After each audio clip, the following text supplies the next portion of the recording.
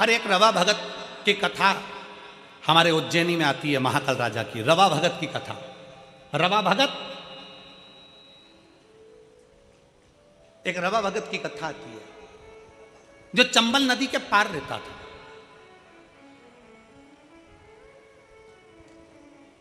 अब चंबल नदी के पार रहता था रवा भगत, और वो शंकर को बड़ा भजता था। अब रवा भगत शिव को भजने वाला शंकर भगवान की पवित्र भूमि उज्जैनी में महाकाल बाबा का दर्शन करने जाता था। हर महीने का उसका नियम था कि बाबा महाकाल का दर्शन करने जाता। अब महाकाल का दर्शन करने जाता, कभी तो उसको डाकू लूट लेते, कभी उसका पूरा धन छुड़ा लेते। रवा भगत शिव जी का नाम लेते हुए महाकाल महाकाल जय श्री महाकाल, जय श्री महाकाल, जय श्री महाकाल बोलता बोलता चले जाता।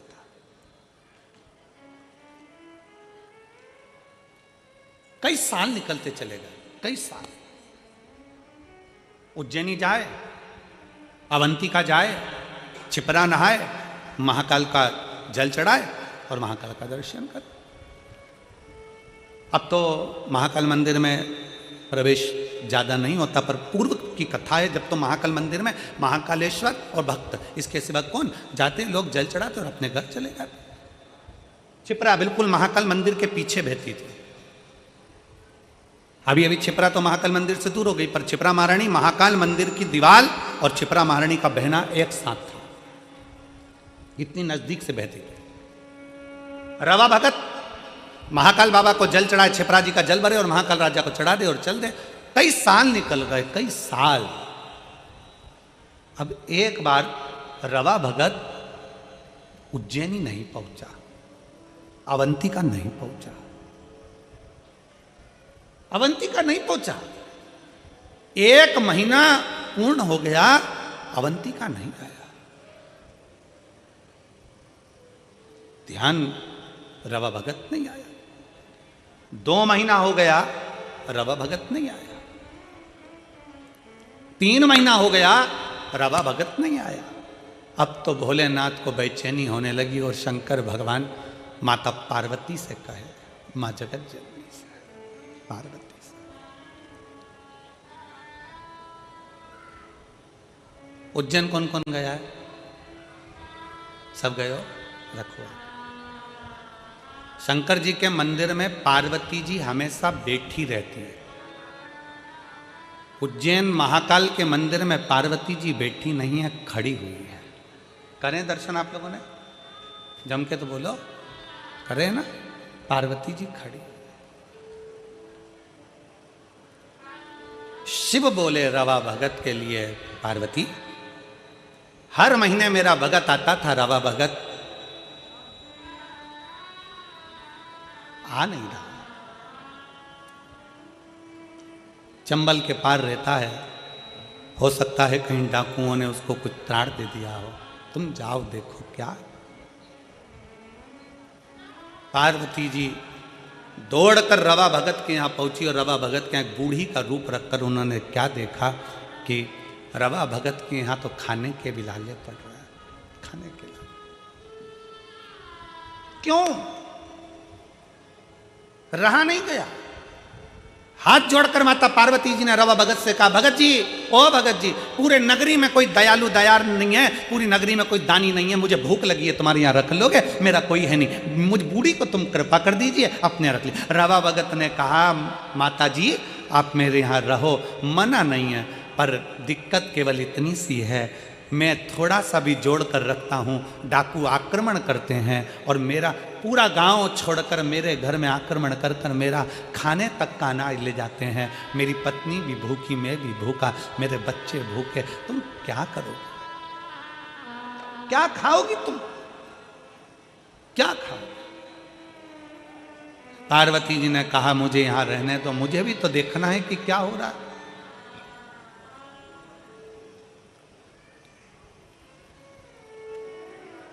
डाकुओं की टोली आई, रवा भगत के यहाँ से सब लेकर चले। अन्न का दाना नहीं।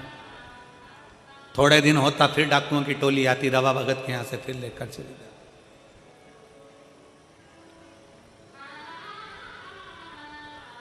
पार्वती जी ने डाकुओं को देखा और पूछा कि भाई इनको कम से कम खाने का तो छोड़ कर जाओ, खाने का तो छोड़ो। डाकू चिल्लाकर बोले, ये वो भक्त है जो हर महीना महाकाल जाता है, ये वो भक्त है जो हर महीना महाकाल जाता है।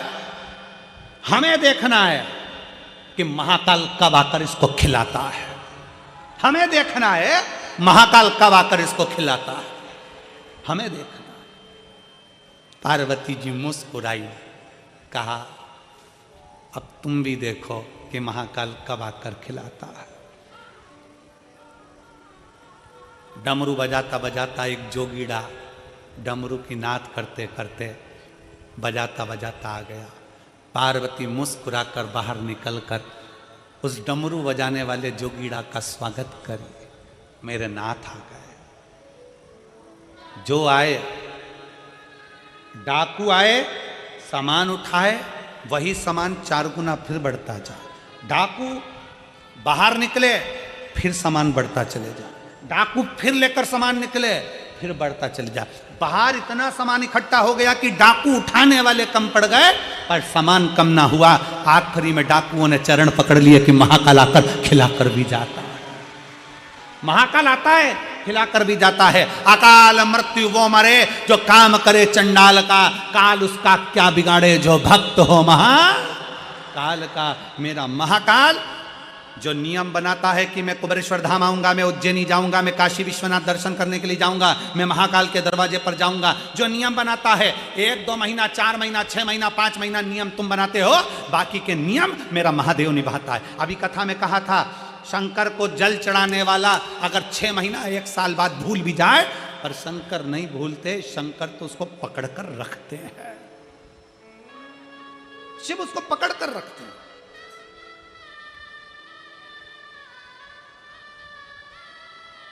आप में से कितनी माताएं जिन्होंने ये सुना होगा कि कुल देवी की पूजन नहीं करो तो रुष्ट हो जाती है?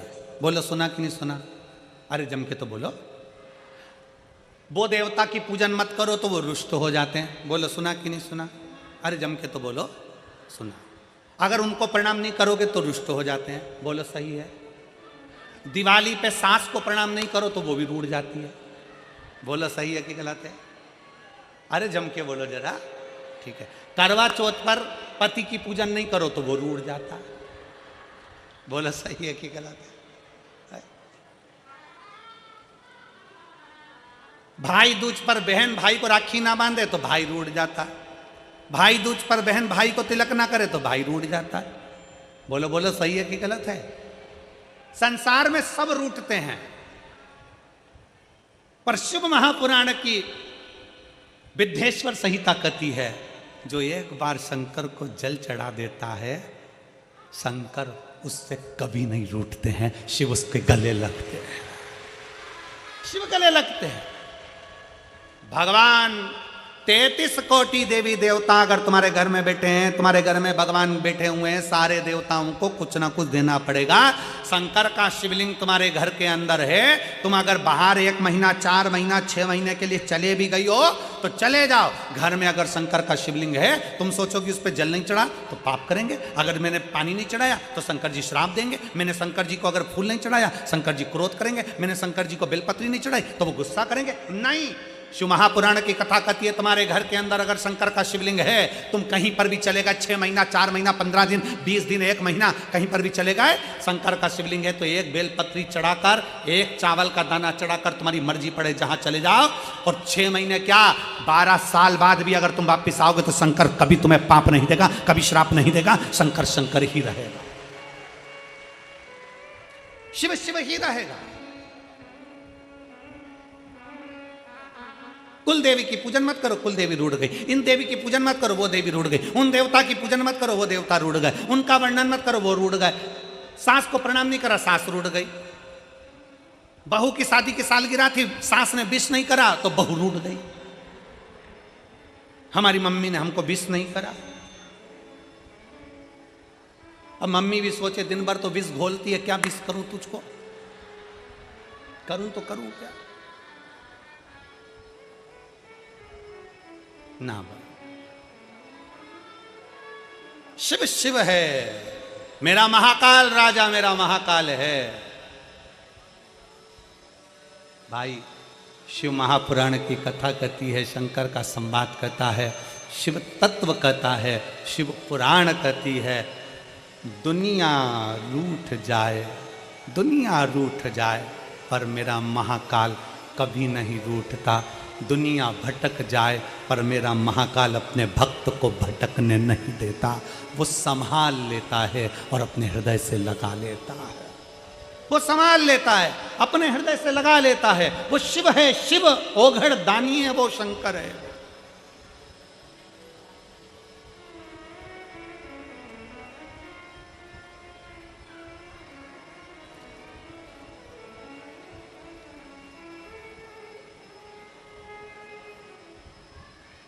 वो साधारण नहीं है, उसको पहचानना कठिन है। और अंत समय प्रभु वचन दिया तो निभाना पड़ेगा। आए न आए प्रभु कुटुंब कबीरा, अंत समय प्रभु आना पड़ेगा। वचन दिया तो निभाना पड़ेगा। अंत समय प्रभु आना पड़ेगा। वचन दिया तो निभाना पड़ेगा। दुनिया रूठ जाए, दुनिया भटक जाए, मेरा शिव तुम्हें भटकने नहीं दे सकता।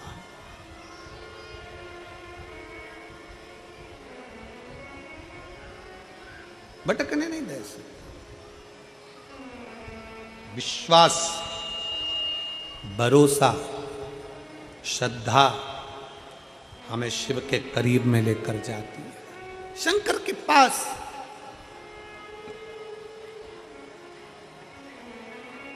बरकरेश्वर महादेव की कथा कर रही है।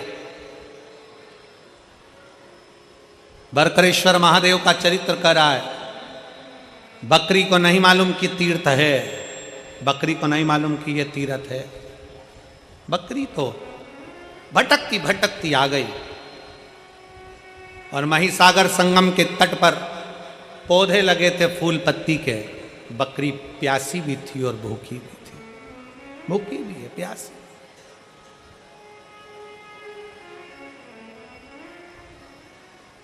बकरी भूखी भी है और प्यासी भी है।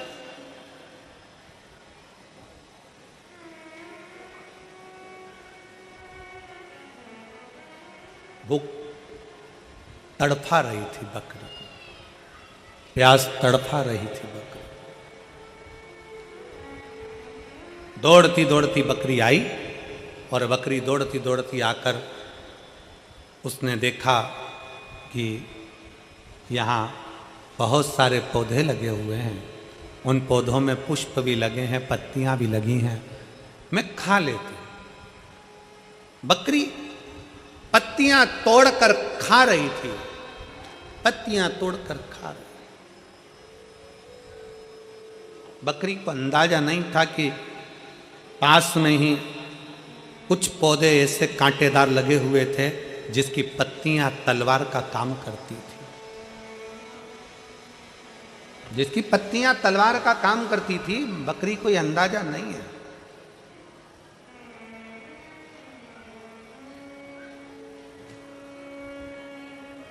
बस बकरी ने पत्तियां खाना प्रारंभ करा।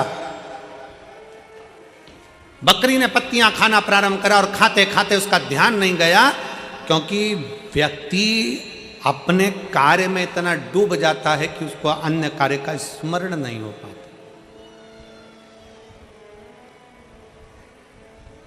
और फिर निवेदन है, अरे मत बुरे कर्म कर वरना पछताएगा।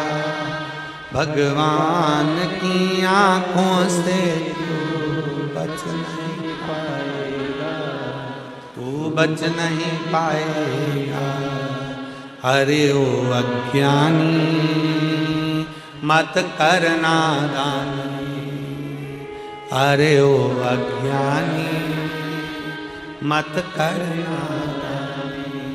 तेरे कर्म का फल भी तू ही पाएगा, जैसा किया तूने तेरे आगे आएगा। मत बुरे कर्म कर वरना पछताएगा, भगवान की आंखों से तू बच नहीं पाएगा, तू बच नहीं पाएगा। अरे ओ अज्ञानी मत करना। अपने कर्म अच्छे करते चलो। बकरी को ध्यान नहीं था, वो तो कर रही, वो तो खाने में लगी है, उसने ध्यान नहीं दिया पास में कांटे लगे, उसने ध्यान नहीं दिया पास में पत्तियां तलवार का काम कर रही है। कोई कोई पौधा ऐसा होता है जिसकी पत्तियां तलवार जैसी काट भी देती है, शरीर पर रगड़ा भी दे देती। बकरी को अंदाजा नहीं था। आप तो अपना कर्म करो, अपना बना। समय लग सकता है, देरी हो सकती। कोई कहता है गुरुजी हमने इतनी पूजन पाठ करी, बाबा ने हमारी नहीं सुनी, आज से हम मंदिर जाना बंद कर। ना ना, जाते रहो। कुछ अच्छा सोचा होगा मेरे शंकर ने, कुछ अच्छा सोचा होगा। घर में दो बहुएं हैं, एक बहू को सास ने पूरा जेवर दे दिया, पूरी प्रॉपर्टी दे दी, और दूसरी बहू को सास ने कुछ भी नहीं दिया, कुछ भी नहीं, कुछ नहीं दिया।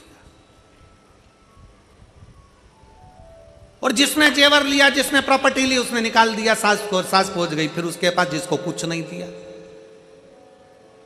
अब उसको कुछ नहीं मिला, उसने अपने पापा मम्मी से कहा, मम्मी पापा, पापा से कहा पिताजी मेरी सास को मेरी देवरानी ने निकाल कर यहाँ भेज दिया और अब मेरे पास रह रही है। माँ ने कहा बेटा वो तुझे प्रॉपर्टी नहीं दी, कोई बात नहीं, जेवर नहीं दी, कोई बात नहीं, सेवा कर, अच्छे से खूब सेवा कर। सास ने प्रॉपर्टी एक को दी, जेवर एक को दिए, एक बहू को कुछ नहीं दिया। जिसने प्रॉपर्टी जेवर लिए उसके घर में महल अटारी सब बन गया, जिसके पास प्रॉपर्टी जेवर नहीं थे उसने सास की सेवा करी, सास मरकर चली गई। समय ऐसा आया कि जो प्रॉपर्टी जेवर वाली थी उसके बेटों ने कहीं शेयर मार्केट खेला, शेयर मार्केट में सारा की सारा डब्बा गोल हो गया, और जिसके घर में सास रह रही थी उसके बेटा कलेक्टर इंजीनियर बन गया। समय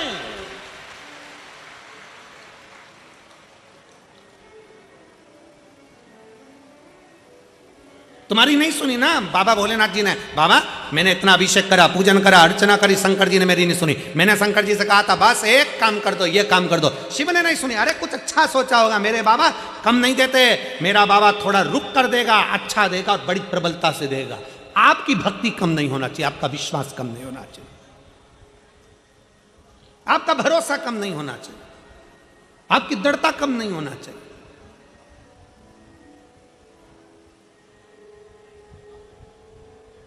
बढ़ाओ अपनी भक्ति को, बढ़ाओ अपने विश्वास को। ठोकर लग रही है ना, लगने दो। गिर रहे हो ना, गिरने दो। तकलीफ हो रही है ना, होने दो। बाबा पर भरोसा रखकर एक लोटा जल चढ़ाना प्रारंभ करिए। थोड़ा अविरल भक्ति को धारण करिए, थोड़ा विश्वास को प्रबल करिए, भरोसा प्रबल करिए। और खाली ना जाता कोई दर से तुम्हारे, खाली ना जाता कोई दर से तुम्हारे, मैं भी खड़ी हूँ नन्ही बाएं पसारे। अपने हृदय से लगा लो, लगा लो, गिना जा रहा हूँ, उठा लो, भोले अपने दर से अब तो ना टालो, गिरी जा रही हूँ, उठा लो। आप उसको साधने का प्रयास करें। शिव मंदिर में जाकर एक लोटा जल चढ़ाने का प्रयास करो। लोटा भर के जल नहीं हो तो 3 बार ताली बजा दिया करो। ये भी नहीं बन सके तो बम बम भोले, और ये भी ना हो सके तो शिखर का दर्शन कर लिया करो, ये भी ना बन सके घर बैठकर श्री शिवाय नमस्तुभ्यम बोल लिया करो।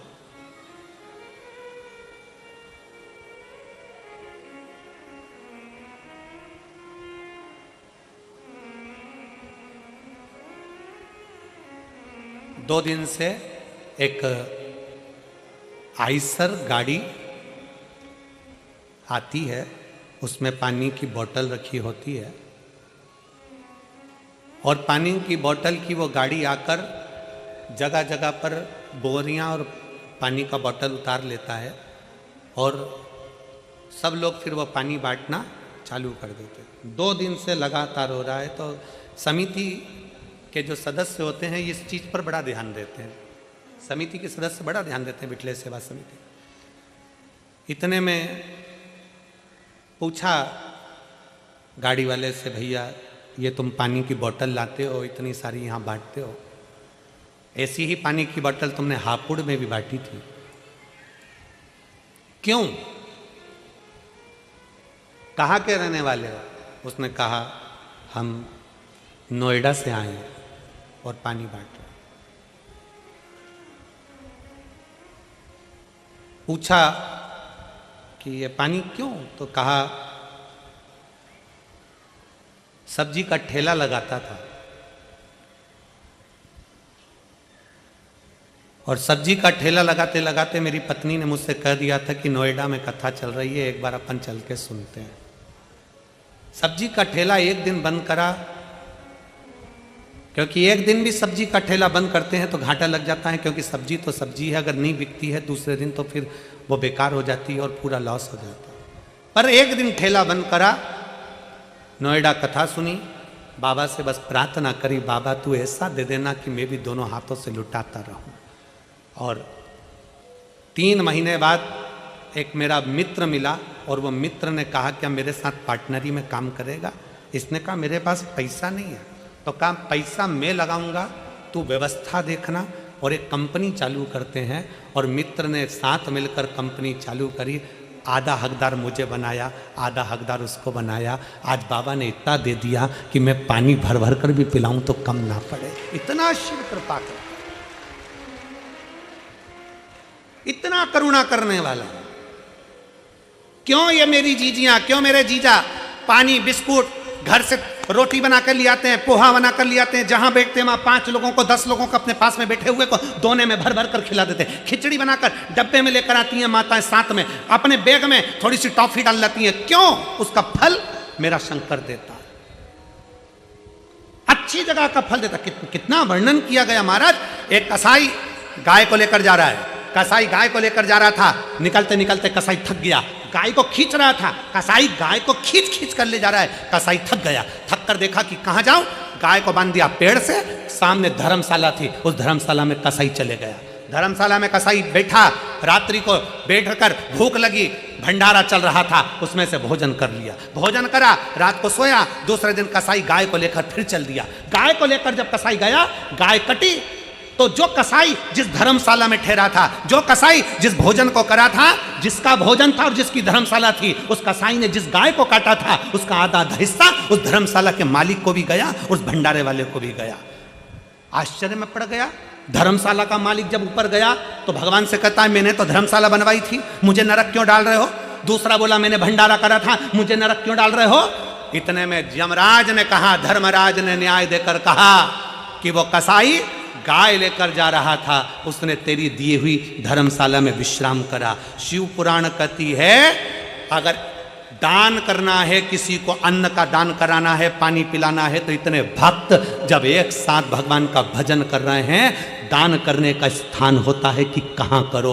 गलत जगह पर कर कर अगर कोई गलत व्यक्ति खाकर निकल गया, गलत व्यक्ति बैठकर निकल गया, तो उसका भी दोष हमको लगता है। आपको तो गर्व होना चाहिए कि मैंने शंकर के एक भक्त को पानी पिलाया, आपको गर्व होना चाहिए कि मैंने शंकर के एक भक्त को भोजन कराया, आपको गर्व होना चाहिए कि मैंने शंकर के एक भक्त को बिस्कुट खिलाया या टॉफी खिलाई, मैंने शंकर के एक भक्त को बिठाया हुआ शिव का भक्त दिन रात शंकर की भक्ति में डूबा हुआ था, उसको दिया। मैंने किसी ऐसे एरेगरे नत्थु खेरो को नहीं कि किसी को दे दिया और उसने दारू की दुकान पर जाकर पैसे फूंक दिए, उसने वेश्यावृत्ति में जुए में पैसा लगा दिया। आज के जमाने में बहुत रूप रख रख कर लोग साधु सन्यासी का रूप रख कर आते हैं, मांगते हैं और मांग कर वो पैसा मदिरा में लगा देते हैं, जुए में लगा देते हैं। सावधान, अपने धन का सदुपयोग करिए, सही जगह पर करिए, सत्कर्म की ओर बढ़िए। कोई ऐसा निर्माण भी मत करिए जिस निर्माण में अगर कोई पाप कर्म हो रहा है तो उसका लिप्तता हम पर आए। अगर कोई पाप कर्म कर रहा है तो उसकी लिप्तता हम पर आए। ना ना ना, अच्छा कर्म करिए, श्रेष्ठ कर्म की ओर बढ़े। कई बार बड़ा कर्म भोग मनुष्य को भोगना पड़ता है। बहुत कितना सुंदर कहा है, ट्रेन के अंदर लोग सफर करते हैं, एक बच्चा आता है, कपड़े उतारता है, ट्रेन में पोछा लगाने लगता है। देखा है तुम लोगों ने? अरे बोलो तो जम के, किस किस ने देखा है जरा बोलो। ट्रेन में सफर कर रहे हो, एक लड़का आया, कपड़े उतारे, पोछा लगाने लगा अपने कपड़े से, कचरा भी ना चले गया। बाद में तुम्हारे पास आया, मांगा, उसको तुमने 1 रुपया 2 रुपया 5 रुपये दिया, अगले स्टेशन पर उतरा, कोई नशे का सामान लिया, कपड़े में उसने भरा, सूंघ सूंघ कर किसी ट्रेन की चपेट में आ गया, कहीं जाकर मर गया, गिरकर। उसके मरने में 1 रुपया तुम्हारा भी लगा है, इसलिए नरक तुमको भी भोगना पड़ेगा। उसके मरने में 1 रुपया तुम्हारा भी लगा है। तो तुम कहोगे मैंने तो अच्छे के लिए दिया था। ना ना, जब सरकार ने लगा रखा है सफाई कर्मी, जब सरकार ने लगा रखा है सफाई करने वाला, तो तुमने उस बच्चे को क्यों रुपया दिया? किसी भूखे को भोजन, मालूम है वो बच्चा नशा कर रहा है, उसके नशे में तुम्हें 1 रुपया शामिल करे हो तो तुम्हें भी भोगना पड़ेगा। बेटी, गाय और लक्ष्मी, सोच विचार कर देना कि सही जगह दे रहे हो कि नहीं दे रहा है। बेटी को विचार कर कर देखना, पेट्रोल पंप, गाड़ी, बंगला, फैक्ट्री देखकर बेटी को मत देना। मालूम पड़े फैक्ट्री के मालिक को बेटी दे दो और जिस लड़के से ब्याया वो लड़का दिल्ली से ही फरीदाबाद नहीं आ रहा है। मालूम पड़े वो गया वहां, मालूम पड़े गुड़गांव ही नहीं आ रहा है, नोएडा ही नहीं आ रहा है। बेटी इंतजार कर रही है, अभी तक नहीं आए, अभी तक नहीं आए, अभी तक नहीं आए, अभी तक नहीं आए। फैक्ट्री का मालिक था, पेट्रोल पंप वाला था, गाड़ी बंगला था, बेटी को ब्याह दिया धन देखकर, और बेटी रो रो के मरी जा रही है। ऐसी जगह बेटी को मत ब्याहना। लड़का ऐसा ढूंढना जो तुम्हारी बेटी का सम्मान करे, आदर करे, सत्कार करे, तो बेटी को ब्याहना। गाय ऐसी जगह पर मत देना। हमारे दादाजी चले गए, पंडित जी को गाय देना है, पंडित जी ने गाय ली, गाय लेकर चले गए। थोड़े दिन तक गाय ने दूध दिया, बांध कर रखा, गाय ने दूध देना बंद कर दिया। पंडित जी के खुद के रहने की जगह नहीं, तो गाय को कहाँ रखें? उनने तीसरे को भेज दिया, तीसरे ने चौथे को बेचा, चौथे ने 5वें को बेचा। बाद में गाय कसाई के यहाँ चली गई। जब गाय कटी तो जिसने दान करा उसको भोगना पड़ा। और तीसरे नंबर पर है लक्ष्मी। भिखारी के कटोरे में पैसा डालने से पहले विचार करो कि भिखारी कहाँ लगाएगा।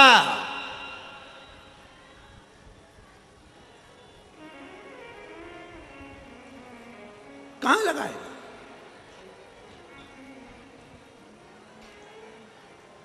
हमारे यहां सीहोर में कुबेरेश्वर धाम के प्रांगण के अंतर्गत और कुबेरेश्वर धाम के दरवाजे पर भी भिक्षा मांगना अलाउ नहीं है हमारे। क्यों? क्योंकि उसका नाम कुबेरेश्वर महादेव है। अगर कोई भिक्षा मांगता दिखता है तो मुझसे कहते हैं अंदर भंडारा चल रहा है, 24 घंटे चल रहा है, खाओ। और तुम्हें तनख्वाह चाहिए तो झाड़ू लगाओ, काम करो धाम पर, समिति तुमको महीने की तनख्वाह देगी। पर वो टिकते ही नहीं है। जैसे उनको मालूम पड़ा कि तनख्वाह भी मिलेगी, थोड़ी बहुत मिलेगी और भोजन भी फ्री का मिल रहा है, क्योंकि उनको तो करोड़ों में धन चाहिए, वो काम छोड़कर भग जाते हैं, चले जाते हैं। इसलिए कुबेरेश्वर धाम के आसपास भिखारी टिकता ही नहीं है, क्योंकि भोजन फ्री है, रहना फ्री है। थोड़ी मेहनत करो, कर्म करो, सफाई करो, बाबा का गुणगान करो, फूल पत्ती को हटाकर साइड में रखो, अपने आप तुम्हें तनख्वाह मिलेगी। पर कोई रहने को तैयार नहीं।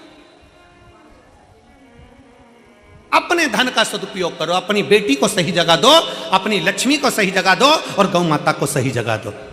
बेकार जगह पर नहीं भेजिए, बेकार जगह पर नहीं भेजिए। सबके लिए है। शिव शिव है, शंकर शंकर है। और जब तुम उसको बुलाओगे, बरकरेश्वर महादेव की कथा कर रही है, बकरी आई है, भूखी है, प्यासी है, भगवान वो बकरी को नहीं मालूम कि यहाँ एक धारदार कोई कांटा लगा है, कोई वो कांटे से, उसके पत्ते से उसका शरीर कट जाएगा, उसको अंदाजा नहीं हो पा रहा, उसका अंदाजा नहीं, वो तो अपने कर्म में लगी हुई है, अपने कर्म।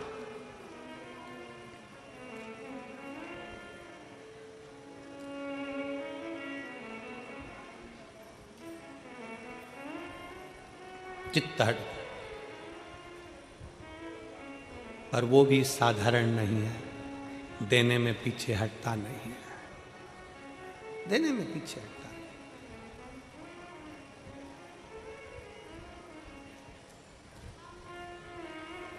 और महाराज उसकी याद, उसका स्मरण हमें सुख प्रदान कर देता, उसकी याद, उसका स्मरण।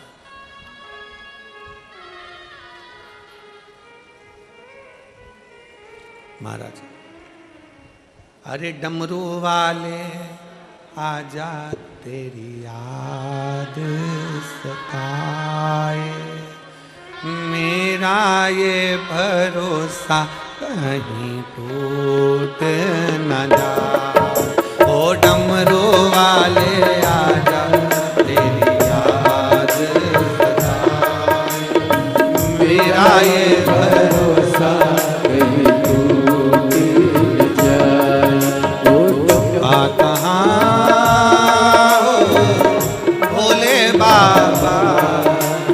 डमरू वाले आजा तेरी याद